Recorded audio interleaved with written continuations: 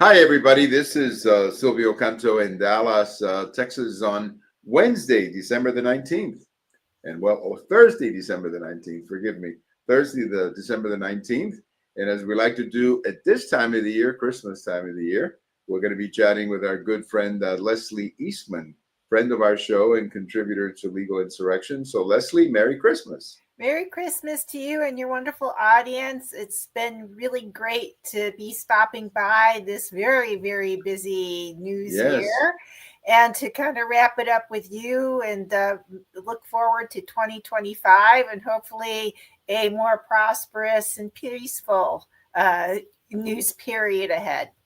Yes, I love this time of the year too because it's families get together and I don't it doesn't matter what your denomination is. Everybody enjoys the Christmas season and everybody has the opportunity to bring family together. So is there anything big from the Eastman family? I know from our side, as you know, you've seen photos of a few grandchildren this year. We're up to 5 now, which is still pretty remarkable. Hard to believe. I mean, I still sometimes kind of wake up and say, wait a minute, where did the time go? So anything in your side of the world that you want to tell us about? Basically, my son is and serving now in the United States Air Force, having graduated from the Air Force Academy with distinction. Top physics student. I'm so proud of him. So he's been working at Kirtland Air Force Base in Albuquerque, and this will be the first Christmas he will come back to spend with us as a second lieutenant, fully serving in the U.S. Air Force. So that is going to make it a very special Christmas. I'm busy, cleaning up his old bedroom and making sure there's all his favorite treats in the refrigerator and wrapping up a few special gifts and presents. So really looking forward to having my boy back for Christmas. You're doing what a mom does this time of the year, which is to prepare the old room, where he used to sleep and all that kind of stuff. I know we've done some of that over the years as well. Well, it's been an amazing 2024. I mean, I know this is a cliche and it gets overused a lot that, the story being that, if you go to Hollywood with a script like this, they wouldn't believe it. Well, 24 has been almost that kind of a script. Who would have believed that you would have that debate at the end of June between, President Biden and at the time candidate Trump? Who would have believed that Kamala Harris? Who would have believed everything that happened and the size of the electoral victory exceeding my expectations? I did not think he won the popular vote. I think I thought it would be the electoral college, but not including the popular vote. Although I have to tell you, Leslie, in the last week or so, I was following some pollsters, a little bit out of the mainstream pollsters like Red Eagle Politics and Rasmussen. Well, Rasmussen is not out of the mainstream, but they've always been pretty good. And they were saying that he was going to win. They were saying that he was going to win the popular vote, which it looks like he will by about 2 or 3 million. So maybe I shouldn't have been so surprised. But the whole year, the Senate, the House, it's just been a great year for us and for our side, Leslie. Yeah, I think it's been a great year for the American people. And I think the Santa who provided us to this was Elon Musk. Because one of the things that I got from this particular election season was the power of X fully unleashed and balanced. Because as noted in CNN news broadcast, when they're discussing who is on X, it's about 50-50. So this is really the town square for the American people now. There's no, longer a finger on the scale dictating what we can and cannot say, what news we're allowed to see and what news we're not allowed to see. So for me, the only nervousness were the votes going to be legitimate that were counted? It's my only concern, because otherwise, when I followed the news on X, what I saw was that Trump was taking the fight beyond battleground states because he was going to go after the popular vote. You don't spend time in New York or California, and he did have a rally in California unless you were trying to peel off votes within those highly populous states just to rack up the count. And so I was optimistic, and but still after 2020, not so optimistic. I was leaving anything to chance. I had my bottles of celebratory drink, and I had my bottles of harder liquor if I had to really get through the night. Yeah, and, you were ready for either outcome. I was ready for either. You know, got humbled in 2020, wasn't going to do that again. You know, kept my options open, but was surprised to be going to bed 11:30, comfortably assured Trump was in the victory seat. And just to top it off, and I do keep this in perspective, in 2020, it was hard to feel this way, but God's will be done. And I had to feel that there was a reason for the results in 2020, and there were, because who is now vice president? J.D. Vance, and so much better than Pence. And in fact, if Pence were in place, it's likely we will be looking at a Democratic president taking the reins, because you cannot tell me that Pence has a tenth of the charisma as J.D. Vance. And so what it is that Trump is bringing in somebody who will be able to carry the torch should hopefully the Trump administration go successfully and prosperously and without pandemic drama brought on by deep state actors and their minions in the bureaucracy. Right. Well, I have to say something. You mentioned X, known as Twitter before. I agree with you. I've become a huge fan of X. I'm a bigger fan of X now than I ever was of Twitter. And, you know, I used to follow Twitter a lot, but it was always, you know, I always knew that there was something wrong with it. But now I follow X and I check it every morning. It's like almost the first or second place I check every day to see the stories, because they have all the leading stories. And you do get, I mean, you get the other side too, and that's okay. I don't mind. That's okay. I don't mind. I don't want to shut it down. They're entitled to it. I don't have to read it, but they're entitled. I'd rather, if they've got something factual to add to the conversation, I prefer to see that. But you know, at least our side is getting out. And you get citizen journalists and people doing research and they're sharing their discoveries or sharing their insights based on their own interpretation of the data. So you make much more informed decisions, and you feel better about understanding the world around you. And that is such a gift. Thank you, Elon Musk, for this particular Christmas present this year. Absolutely. And the one thing, it was through X that I came across, you know, some of these pollsters who I would have never met anywhere else. No. But some of these pollsters, and some of them are young guys too, who were fine. And, you know, you would hear their presentations, and they kept insisting that Trump was going to win the popular vote. And they would walk you through the numbers, and it all made a lot of sense. There was always that sense of skepticism because, as you mentioned, 2020, but I began to feel a lot better in the last couple of days. I always knew that Trump would win, but I didn't know that it would be as big as it was. I mean, when you look at the electoral college map of the United States, I mean, we always look at the states, but when you get out of the states and look at the counties, you know, I don't know how many counties there are, 4,000 or 3,000 counties. And Trump wins 80% of them. I was looking at a county by county map, and you know, you see the big map of the United States, North America. You can draw a straight line from San Francisco all the way to Washington, D.C., just a straight line. And maybe you cross one or two counties that voted for Kamala Harris. That is a big victory. That is a lot of space out there, and it's not just real estate like, you know, it would be with Wyoming I mean, you're going through a lot of populated areas that he won these counties. So it was a very significant victory for Donald Trump in 2024. And I think that's the reason why he was able to pick up the Senate, or pick up 4 seats in the Senate. And if you look at 3 Democrats who won, in Nevada and Michigan and Wisconsin, they won by less than a point. So those elections were very, very close.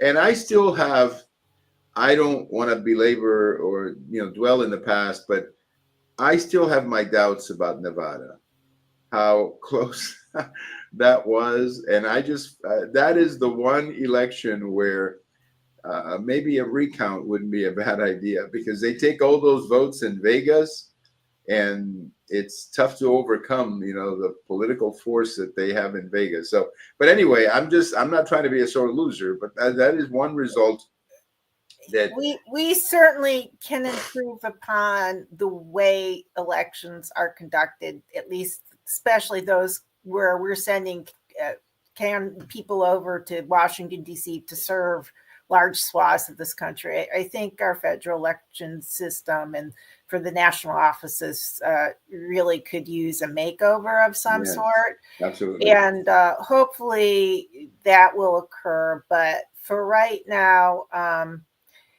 I think the Republicans are learning a valuable lesson, is that the American people voted for change. There is a reason Trump was partnered with RFK Jr. in this election, and talk a lot of votes that would have gone to him otherwise, because change was what was desired, and the continuing resolution offered by Congress was not something that was going to go over well. No. And it was just shocking to see how quickly it was quashed because of the power of X and people becoming fully informed about what was being offered. And keep in mind, Chuck Schumer, I believe, is in charge of the Senate now. For a couple of months. Democrats. For a couple of weeks. Don't have power in Washington, D.C., nor will they until January 20th of right. this year, or as soon as the Washington, D.C. Congress opens after the 1st. There is nothing that Republicans can do now. And so if the Congress, the House of Representatives, now offers a clean continuing resolution, minimal, just to keep the lights on and essential people in place, I would defy the Democrat Senate to reject the clean bill. Right. I put it on the Democrats and make Biden have to sign it. Right. Well, and then you have also senators like Fetterman in Pennsylvania, who are turning out to be a little bit of a rebel. And the lady in Arizona who's retiring. So you have a few of them who could be persuaded. But let me ask you a story, and I guess this one goes a little bit about the media. And I know at Legal Insurrection, you and your partners have done a great deal of work with this topic. There was a story in the Wall Street Journal that just came out, I guess yesterday or today, saying that how long the people at the White House have known the situation with Joe Biden, the total decay of his physical condition. And I mean, almost to the point where his name is on the wall. I mean, President Joe Biden, but I think people around him have known that he's not in, or that he's not up to it. And I think that's one of the greatest scandals that I've ever seen, of basically where you have a president, we've had a president for the last year or maybe longer, who honestly, I'm not even sure if he's aware of things. I mean, just watch him talk. And that to me is very scary when you consider the fact that our adversaries could challenge him, Leslie. Well, without a doubt, our adversaries have been taking advantage of the situation for quite some time. And what is astonishing is only now are our mainstream publications pointing out that it started at the beginning of Right. the term, not at the end of the term. And this is what has always been in the Oval Office since Biden took office. There is a reason that when I write, I never, ever use the title president with Biden, because he has not been acting as president. He's been the occupant of the Right. Oval Office. That's And it. I cannot wait to hear the accounts when they do come out of who's been actually running the place. Has it been Jill Biden? Has it been John Kirby? Has it been General Miley? Who knows? Who knows who's been making the decision? Has it been Barack Obama through his minions? I have no idea. But it truly is a black mark on the history of the Oval Office, and hopefully it will never occur again. No, hopefully it'll never occur again, because it doesn't really matter what party it is. It doesn't matter what party the president is. If he's in that kind of condition, we should know. And that's why you have an Article 25 to protect us from that, Leslie. Yeah, there was a whole cabinet worth of people and a vice president, and this is what they opted to do instead. Right. And the mainstream media, who ignored all the signs before the 2020 election, not giving the American people the full accounting so we could make a proper decision on who to lead us. But again, I always look for the divine in any situation. Sometimes it just helps me get through a particularly challenging time. Right. And I'm looking at a diverse panel of real talented people coming in. For example, Jay Bhattacharya of getting into the National Institute of Health. We have a number of other wonderful cabinet posts, people coming into cabinet posts who the interesting talents stack will be able to shake things up.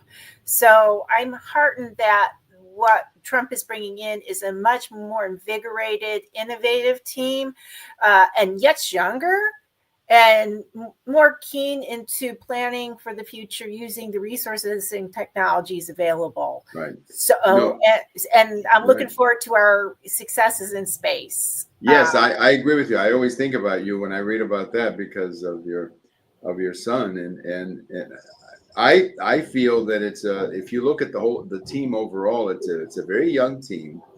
I was joking with one of our sons the other day that the vice president is going to be somebody born in 1984. If you just think about that for a second, I mean, my goodness, I remember 1984. I mean, none of my kids were born in 1984. But here we have the vice president of the United States is going to be a man born in 1984. And Vivek is even younger than that. And the other young man for Secretary of Defense, Pete Hegseth, yeah, he's in that age group. So you have this, a little bit reminiscent of when Kennedy came in, with a new generation and a new younger crowd, and I think that that's good for the country because, like one of my sons was saying, well, it's our turn now. Now my sons were born in the late '80s, but I'm just saying. They were saying, yeah, I'm happy. It's our turn now. We're the generation that will take it from here. And that's a good thing. That's a good thing. And I'm happy that he's got the eye to pick some of these younger people who I think are brilliant. I mean, Elon Musk is probably a little older than that, but these people are brilliant nevertheless. And they're just what the country needs. New ideas, fresh ideas. And I'm very excited. I'm looking forward to it. Now, before we run out of time, though, I got to get us into another very good topic that you are uniquely qualified to talk about. And that is the vice president who lost the election, who is obviously going to go back to California. And there's a lot of talk that she's running for governor of California. So I'm hearing all kinds of stories. What is your version of the story? Well, she's not the only candidate that the Democrats will offer up. So I really, if I were to lay money down, I would say she will not end up as the governor. To begin with, the campaign she ran as president was execrable, and she blew through so much money that I will be very shocked if any donor gives her a substantial sum to run for the governor of California. And I think it was such a bad campaign. She's tainted her brand too badly. If she's smart, she'll take whatever golden parachute that the Democrats and the cronies in that whole system will offer her and enjoy life at a much slower pace, right, with maybe a few guest lectures here and there. right. And that's probably going to be better for her, because there are a few sharks in the California Ocean who are primed to run for governor. And the current administration head of the Health and Human Services Department, Xavier Becerra, Right. is one of those sharks. Right. And he's well known. He's well known. Well known. And, He's got connections. He hasn't burnt through his capital yet. And so, if you're just talking Democrats in California, I don't think Harris will end up with it. Becerra is one option. I don't follow Democrats too closely in this state, but I'm aware that Adam Schiff had a struggle, even though he was anointed to get through, and unfortunately, for the time being, and maybe it'll change if the Republicans have enormous success and innovators make it to the front. Maybe California next governor's election will consider a different option, but for right now, you really do have to plan for that. But no, I would bet right now it would be Becerra. It would be my inclination to, if I had to pick a name that would be likely coming up at the top of the heap, that would be the one I would. I think he's probably better liked also. Yes. There is a likable factor that she doesn't have. Whereas I think Becerra, even though I disagree with him on many issues, there's nothing to agree with, right? And his stance on immigration is horrendous, and there isn't one policy point. But I'm also, I'm no party preference person, and I look at this and I'm going, Well, he just comes across a lot better on TV and much more likable. I think whoever becomes governor of California, though, you're going to have some tough decisions to make out there, because I get the feeling that the current governor does not make a lot of decisions. He punts a lot, and at least that's my impression. Now, you did write an article about him declaring an emergency out there for bird flu. Outbreak for bird flu. Yeah. What's that all about? Yeah. Well, one must keep in mind that Newsom's time in office is term limited, and he's out in 2026. So he is term limited then. Yeah, so he's out. Limited. Okay. Yeah, he's done, and so that gives him maybe a year out in the wilderness before the next presidential campaign starts revving up. So he's struggling now in bids to remain relevant beyond 2026. Mm-hmm. And there are a couple things he's doing, and declaring a bird flu outbreak, it seems to be on brand for this general trend of inanity that California is going to attempt to enact. And the reason that the emergency order was given, or the emergency declaration made, was that there was a very severe case of bird flu reported in Louisiana, to the point this one person is in critical condition. Now, this one case is out of 60 cases throughout the country in the 2 years that bird flu has been spreading throughout. In California, we have about half of those cases. We have 34 cases. And most of the cases in humans has been pink eye's been about the worst, but little stuffy sniffles, mild cold-like symptoms, and again, a case of pink eye. Cows who've been getting it fare a little bit worse, the classic lethargy, diarrhea, gastrointestinal problems, lack of milk production. And of course, birds taking the brunt of it in poultry farms and stuff, where some of the cases have been, very, very severe. And bird flocks, whole flocks from farmers have been culled for the result of it. But again, in humans, over the 2 years, exactly 60 cases. The first one of which was an older elderly person with pre-existing conditions. That was the Louisiana case. And this is what triggers the emergency declaration. We've had flus that have blasted through that were far worse than the bird flu is in humans. So I'm struggling for an explanation beyond the fact that this makes him feel empowered, important, and, puts another credential, except for one thing. On the way to this internal dialogue he's having, he's forgotten about X.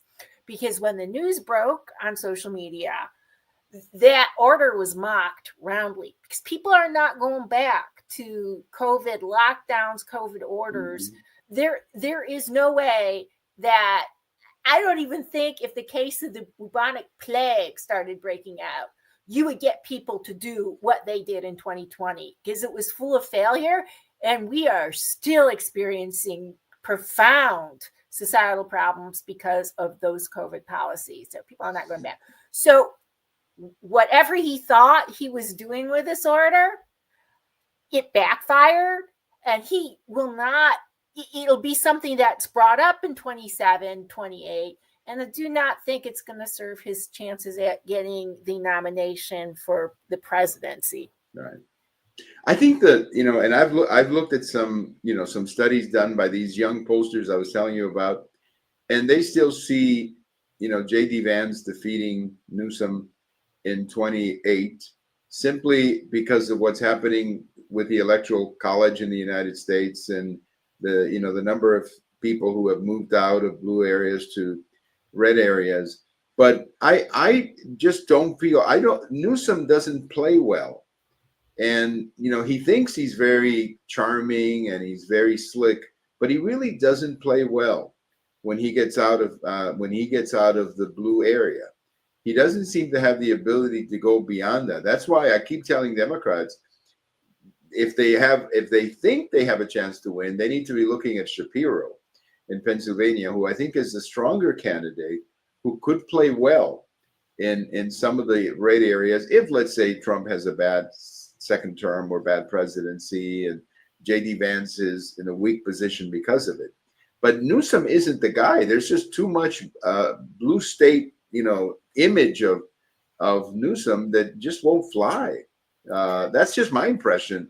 To me, he's not a strong candidate. Well, in the era of the old media, where you have the entire array of LA Times and New York Times, Washington Post and Newsweek, all the big channels supporting you. Yeah, he could have had a shot. It would have been fine.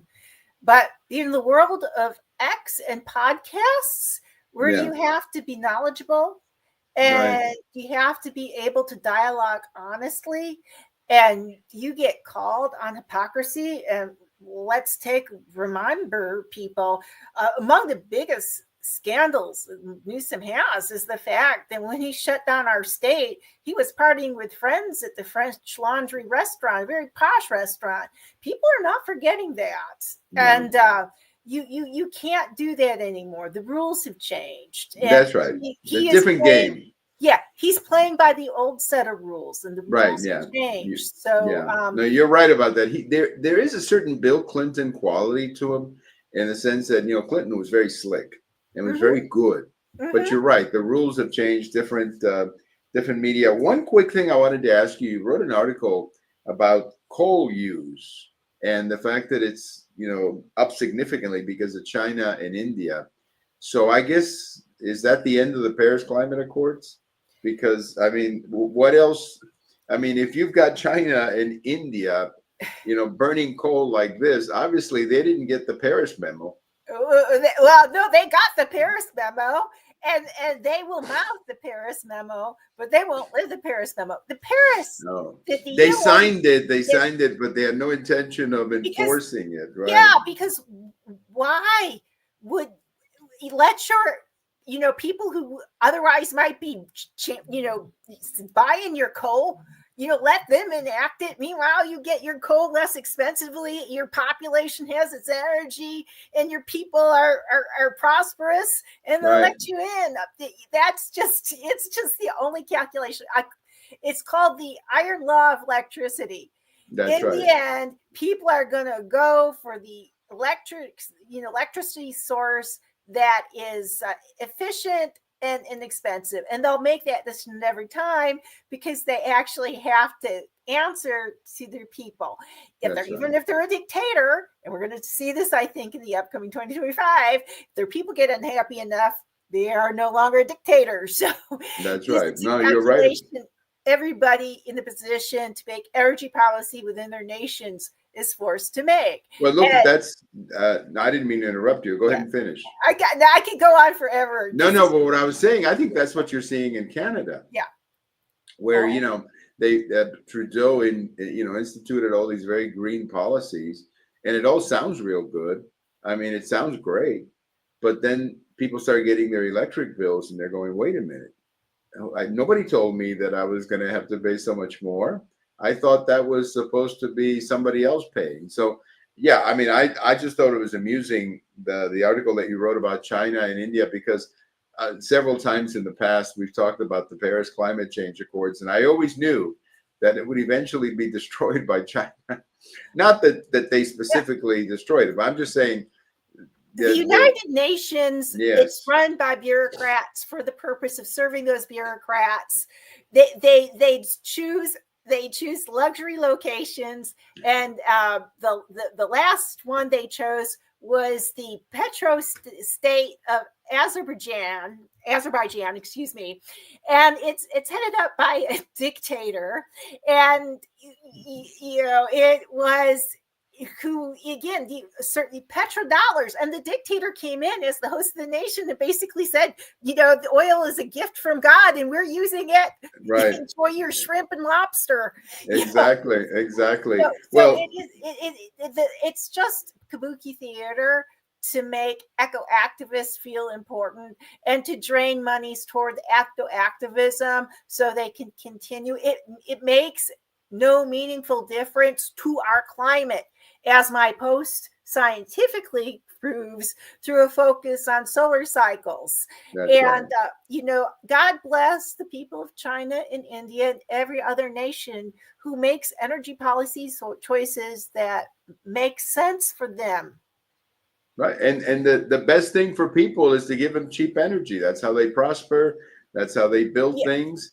I'm all for minimizing pollution, getting the most out of your resources, being sensible about the environment. You'll find it's why I'm an environmental health and safety professional. Mm-hmm. But dictating technology and demanding people behave in a certain way that goes against their self-interest for no meaningful impact on the quality of the environment is senseless. This is why I'm very excited to see Trump and Vance take it in, because among other things they really need to do is roll back the wind energy giveaways that are polluting our coasts, and that needs to stop, because wind energy is inefficient. It only serves a few areas well. The technology just isn't able to withstand storms. We've had a pollution disaster off the coast of Massachusetts already, Nantucket specifically. So I'm looking forward to more sensible and profitable choices for our energy industry in the future. Absolutely. And it also, the birds get killed too, the ones who are flying by. Again, wind energy, maybe in a few choice locations, but it isn't a blanket solution. And solar panels are the same way. I do not mind maybe if you've got a parking lot and you want to build it so you're extracting solar energy in the parking lot, but destroying farmland to create solar farms, destroying desert regions with their delicate ecosystem for solar farms, I am less impressed with that. I really need the environmentalists to go back and really consider the environment when they're considering these types of energies. Absolutely. Well, Leslie, as you probably can tell, our time has flown by, but I want to thank you again for joining us. I hope you and your family have a very Merry Christmas. I know you will. And let's just reconnect again next year. After the first, it should be. We should have some amazing stories to come. I think so. Yeah, I think so. More like in the second half of January. Yes. So plan something like, just let me know when you're free at the end of January. After Trump takes office, it's like a whole new world. So that's right. It'll be an amazing change. But again, Merry Christmas to you and to your family. And congratulations on all the success you have at Legal Insurrection. We love reading your posts. I know a lot of people do. And thank you so much for participating. No, thank you, Silvio. A really, really happy new year to you and your audience. I'm blessed to be able to speak to you regularly, and you've been immensely supportive, and that has really kept me going. And on behalf of the team at Legal Insurrection, thank you for sharing your time with us. Oh, my pleasure. My pleasure. Say hello to the professor and everything else over there at Legal Insurrection. Thank you very much, Leslie. Have a great day. Okay. That's our good friend, Leslie Eastman, contributor to Legal Insurrection. She's been there for quite some time, probably written over 100 posts, I would think, maybe more than that. And she writes a great deal about the climate change and the climate and overall. And you need to be reading her just for that alone, plus all the other stuff that she writes about. And I thought she made some interesting comments today about California and the possibility of Kamala Harris running for governor out there. I've been hearing a lot of things, but I was very impressed with the analysis that Leslie gave us today, that she thinks that this fellow Xavier Becerra, who I believe is in the cabinet, the Biden cabinet at the moment, if he hasn't resigned or for whatever other reason. But he appears to be the one, and I kept thinking about him. I just couldn't remember his name, but I kept thinking of him as a possibility. Well, thank you so much for your time. Forgive my voice. It fails me a couple of times every time we do a show because I've been battling a bad cold, but thank you for your time, and everybody have a great weekend. Bye-bye, everybody.